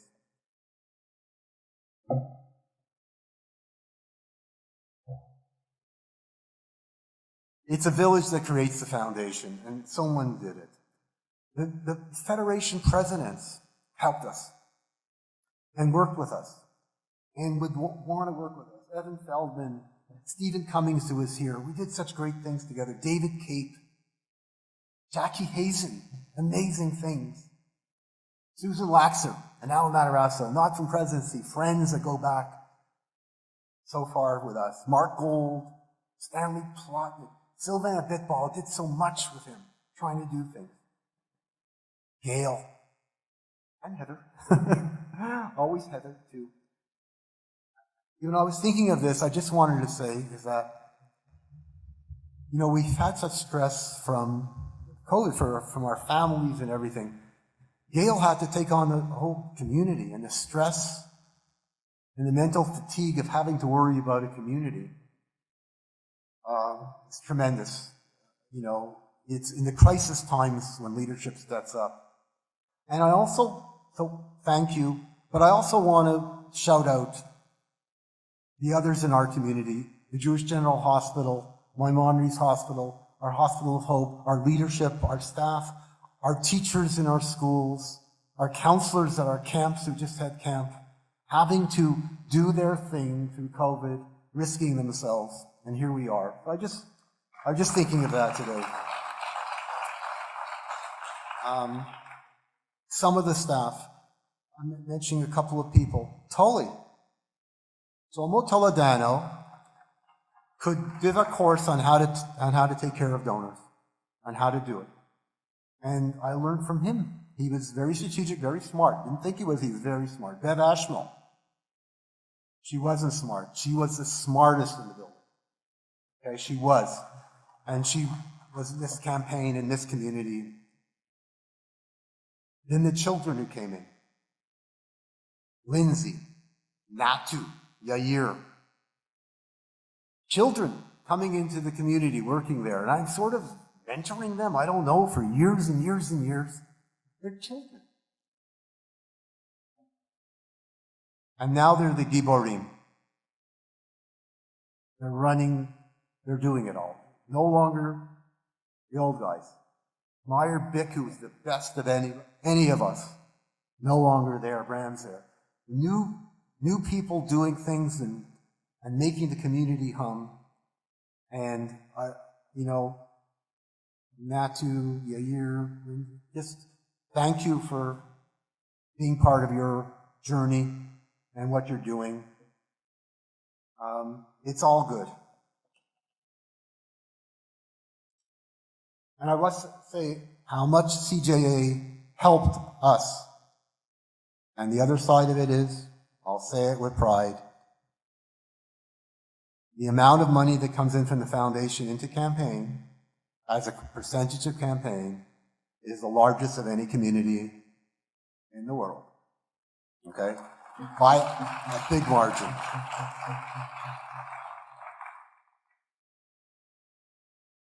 I'm going to mention another group of people, and some people aren't going to like this. There's a group of people who motivate me, who have motivated me. I've been involved with many ultra-Orthodox rabbis. They come for money all the time and everything. But I want to shout out Rabbi Glustein, Yeshiva Gadol, Menachem Leifer of Yaldei, Yossi and Rabbi Cohn at Nada, Rabbi Reisinger, Rabbi Fine, Rabbi Sheinovitz, Itchy. Their commitment to what we're doing, they may have reasons for doing it, whatever. Their commitment is amazing. And I get motivated by that. I get motivated by that. Back in my early years in the Federation building, there was a confrere there called Orna Pupko. And she was amazing. And one day she came to me and said, you know so much tax and all that. That's good. But you know about Jewish philanthropy? So she motivated me and organized me to study Jewish philanthropy, Torah, Talmud. I have a 48-page paper on it. This is all part of it. This is who we are, where we come from, where we go. It's all part of our community and our heritage, our Jewish heritage of helping each other, helping the world, not just each other, and making the world a better place. It's where we come from, and it's what makes us successful. I want to talk about our staff a little bit. I know I'm going on a long time. And part of talking about the staff is I'm going to show why we're different as a foundation. But first of all, Joel Roman joined us many, many years ago. Came from Ernst & Young's Itcher someone. And so I want to tell you about Joel. I've done a lot of consulting across Canada. Not coast to coast, but from Halifax to Vancouver. We are a charitable foundation, but we're a bank. And it's a complex bank. We have accounts where money comes in very different ways and goes out to 5,000 different places and through investments and everything. It's very complicated. And there's no one in Canada who's done a better job at this than Joel. And we're successful. Thank you, Joel. Having that ability to have confidence in the bank and what we do is what makes us successful. So many years ago, Joel led a strategic planning, and we were going to hire someone. And we said, let's hire an executive director rather than just a senior person so that we'd have continuity and go forward. And we agreed to do that. And Joel said, because he didn't talk to Eileen, so he said, we'll put an ad in the paper. And I said, no, you don't do that. I said, Coca-Cola doesn't get its president by putting it out in the paper. You determine who you want, and you ask them. And I put two names in front of him. And he said, would they come? I said, I have no idea. And one of them was Kathy. There was someone else here, actually. And he talked to Kathy. In 2 minutes, she said, yeah. In 4 minutes, she met the executive. He said, what do? We really like her. I said, well, you hire her. And she was hired. So, and Kathy came on. And we haven't done well since then. Like $1 billion or something, I don't know. Okay, so numbers aren't good. Okay. Anyway, she's brought so much to us. She's not me, and I'm not her. Okay? Things that she does I couldn't do as well. And her commitment, she's ambitious. Okay? She's certainly ambitious. She's caring. Making sure our standards are right, making sure our reputation is there, making sure everything is done properly and built up and marketed and everything. She's led the foundation incredibly. But this pandemic year was special for Kathy because she made sure that the foundation did its proper job. But she got into it wasn't just how we give money, she got into the nitty-gritty of it. She was there looking at people applying for money. She got her hands dirty and made it happen. And that's part of who we are also. And working with Yair and Natu in making this happen. But so thank you, Kathy, for everything. We go back, and what can you say? You married a musician beatnik from the West Coast. He's now part of our family too. Thank you for him too. Our staff, Heidi Minkoff, is our controller. But I want to explain what we do. We came up with a concept that said, if you're big enough, you could invest your own money. Okay? So we don't just have a pool. This has led to major foundations and major families coming in with us because they want to be able to invest their own money. It sounds easy, but Heidi's got to go through the hard work of figuring this out every month so it makes sense. So our staff work so hard, we have more than half our money where the donors, in a sense, run their own money with their own methodology. Think how much we've grown because of that. And it's people like Heidi who do the hard work and the back-end work that make that happen. Shirley Diane is here. She does the marketing, so you see this fancy thing. I don't think it was much to put this on. Anyway, and the booklets and all that. But I want to tell you about Shirley. We also had a program, Jewish Support Services for the Elderly came to us and said, we want you to take care of people who don't have anybody because they're afraid of being incapacitated and having the Quebec government take over. And this led to us doing that. It led us to do special needs trusts. And by the way, it led us to do charitable manger trusts like no one else in Canada because it's a fantastic product for people who don't have anybody for particular reasons. It's led to lots of money coming into campaign and everything. What has this got to do with Shirley Diane? She gets phone calls from people. Some people have psychiatric problems who we help, and she tries to help them. What's that got to do with marketing? Anyone who calls, some of our elderly people who we help, she's there saying, I want to help them, I want to do everything. That's part of what our Jewish Community Foundation is all about, having heart. Right? It's not just about the numbers. And Shirley defines heart for us. We have Wendy Grossman and Lee Omer. They're two parts of a coin. Wendy takes in all the money, And Lee spends it all. Okay? And it's so complicated how we take in money. There's various ways and everything. But Wendy does an amazing job of bringing that in. All the different ways of taking on life insurance policies and everything. And she takes that in and deals with it and gets the receipts out and does it properly like no one's ever done. Lee sends out the money. And can you imagine how busy we are? We're the only foundation that sends out money twice a month. Others do it quarterly, once a month. We do it twice a month. Can you imagine how busy we are? But Lee, at a certain point, got more than that. She'd look at something and say, it's not right. She'd call the donor, are you sure you want to do this? Because of this. And the donor would say, you're right. She'd put her heart into it. And that's taking care of our donors. They have to work so hard. Mining flow-throughs. I know what I'm talking about, mining flow-throughs.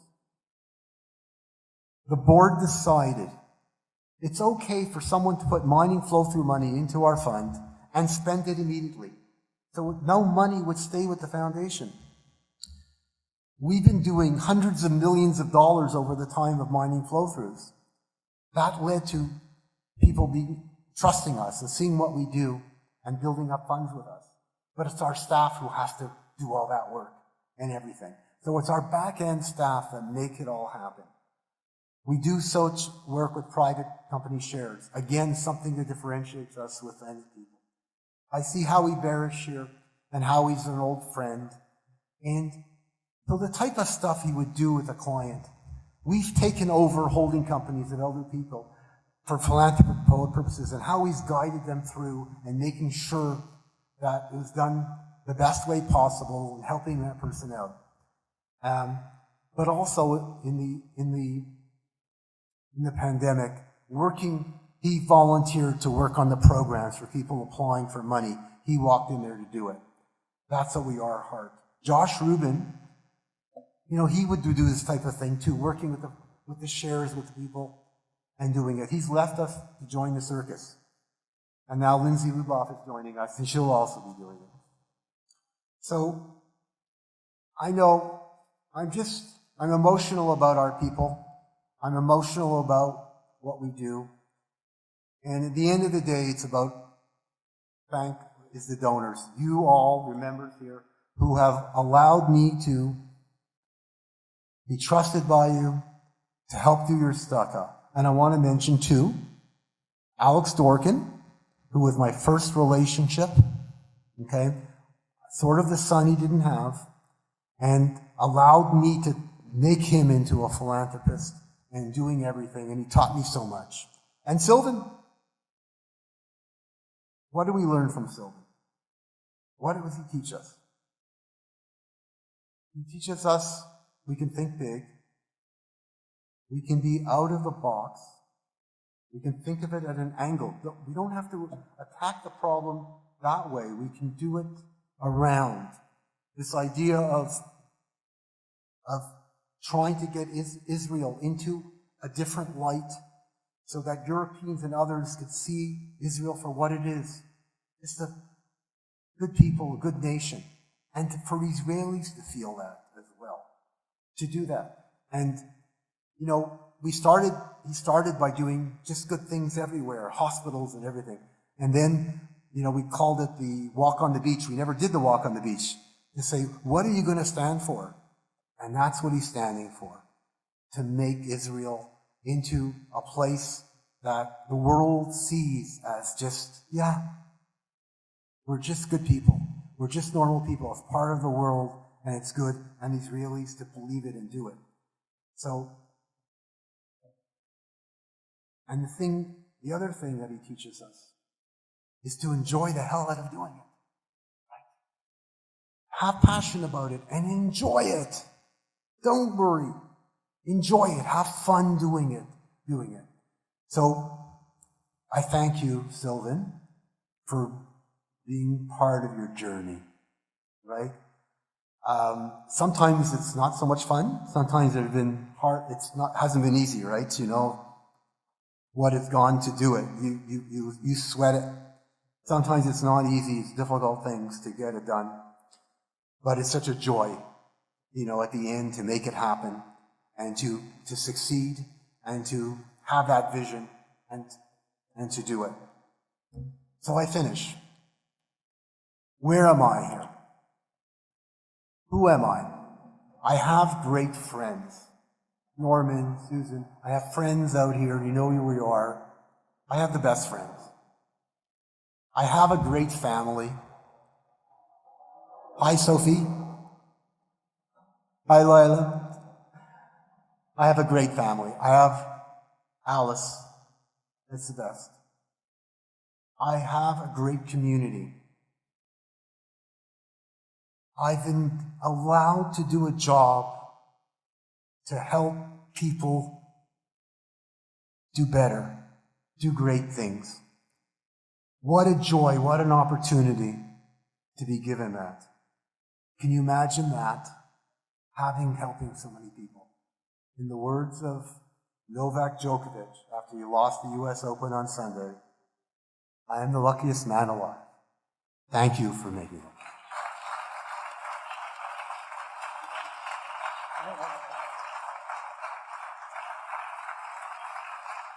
Bobby, first of all, thank you very much. We got you a gift, but you're our gift. And it's quite obvious what it is. It's the latest technology in tennis rackets. Also, a couple of lessons to hopefully improve the game, if that's possible. Can I take them with Joel? But do whatever you'd like. But this is really for you, a token for our appreciation of really what it is, a lifetime commitment, presented with heartfelt admiration to Robert R. Kleinman, Person of the Year 2021.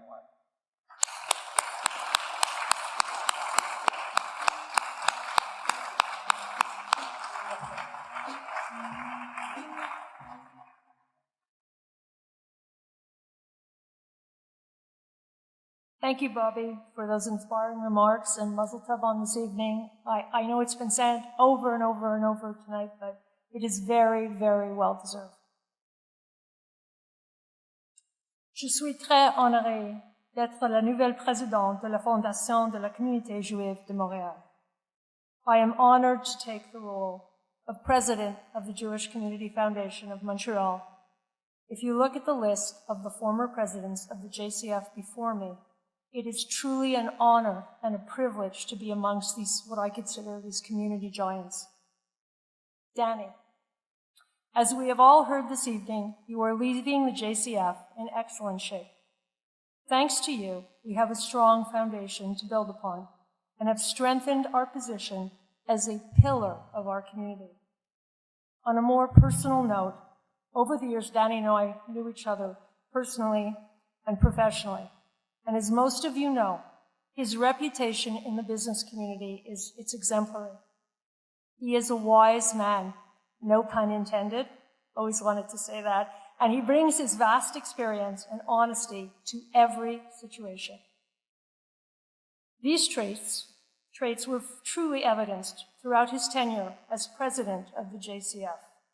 He is a true gentleman, and I am honored to call him my friend. Danny, you have led the team with grace and integrity, and I want to personally thank you for paving the way for me. Thank you for your commitment and effort on behalf of the JCF executive, the board, and the JCF team.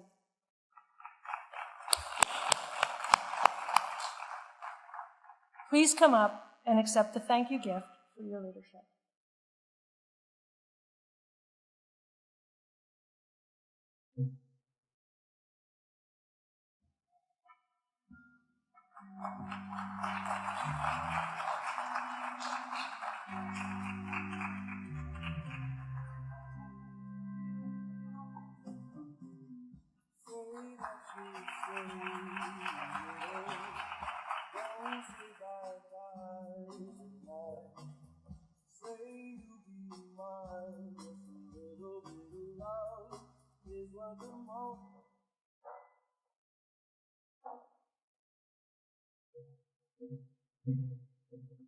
Hello again. That was wonderful, Bobby. Thank you for those remarks. And I'm going to try and wrap it up as quickly as I can, but there are some things I did want to share with the group before the evening's over. We heard about the tremendous success of the Jewish Community Foundation in the last little while. You know, when I joined, it was 2014, we had 1,300 clients. And here we are, 7 years later, and we have 2,300 clients. And you know what our assets are now, just over $1.7 billion and growing. And so that's pretty amazing. And all of that is, all the work that Bobby and the whole team and all the people he mentioned put in. And we're really grateful for that. But Danny and the board, sometime in 2020, said, "Nu, where do we go from here?" It's kind of like, don't tell me what you did for me. Like, what are you going to do next? So what are we going to do from here? And over a period of 6 months, starting in December all the way to June, we started to plan for the future. We did some marketing, some research, a SWOT analysis, a lot of introspection, and asked ourselves, what do we want to be when we grow up as an organization? Say at age 55, 5 years from now, who are we going to be?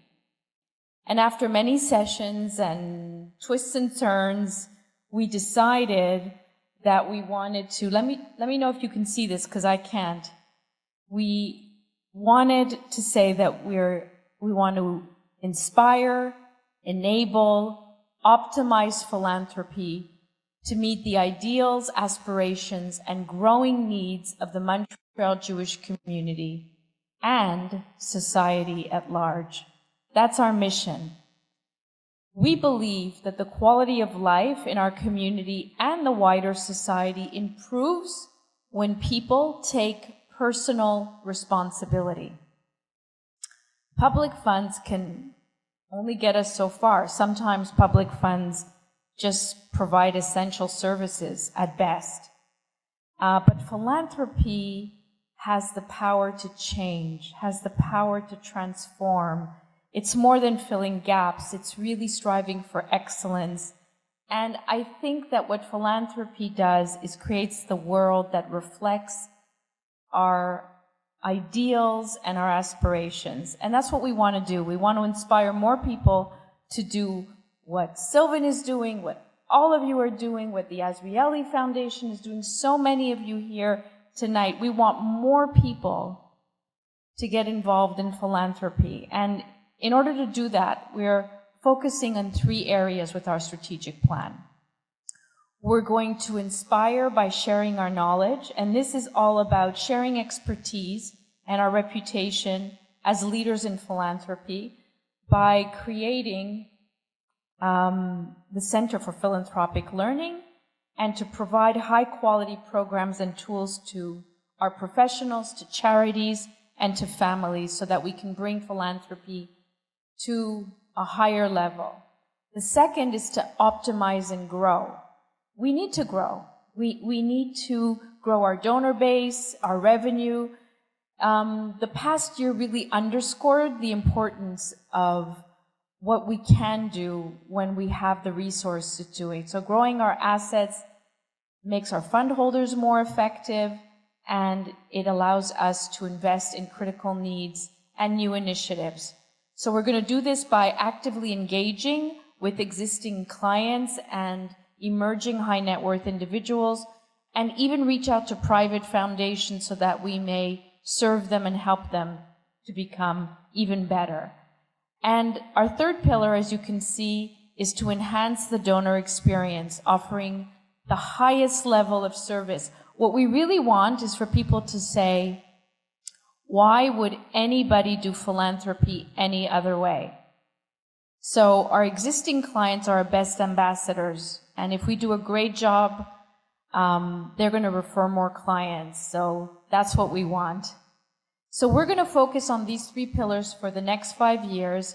And as part of that, there are 4 priority items, and that's to increase human resource capacity, We're going to hire people to keep up with the growth, upgrade our technology and client-centered tools, capitalize on our expertise in international giving. More and more people want to do charitable work outside of Canada, so we're going to help them do that.